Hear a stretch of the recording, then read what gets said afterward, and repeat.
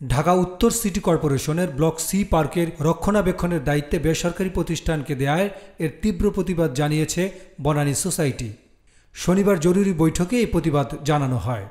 বনানীর ৭ নম্বর রোডের দিলন টাওয়ারে অনুষ্ঠিত প্রতিবাদ সভায় বক্তারা বলেন, এই পার্ক লিজ দেওয়া বাতিল করতে হবে, অন্যথায় তারা প্রতিবাদ সমাবেশ, সংবাদ সম্মেলন ও আইনি পদক্ষেপ গ্রহণ করবেন।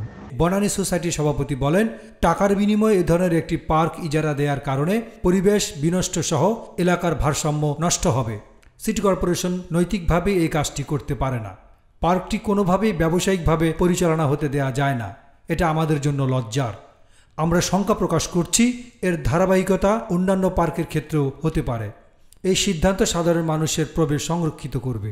সাধারণ সম্পাদক বনানীবাসীদের আশ্বস্ত করে বলেন, আমরা আশা করব সিটি কর্পোরেশন বনানীবাসীদের আহ্বানে সাড়া দিয়ে অনতিবিলম্বে এই সিদ্ধান্ত প্রত্যাহার করে নেবেন। প্রতিবাদ সভায় বনানী সোসাইটির প্রধান উপদেষ্টা, সাবেক নির্বাচন কমিশনার সোহুল হুসাইন সহ প্রায় শতাধিক গণ্যমান্য ব্যক্তিবর্গ উপস্থিত ছিলেন। ডেস্ক রিপোর্ট, গণমানুষের আওয়াজ।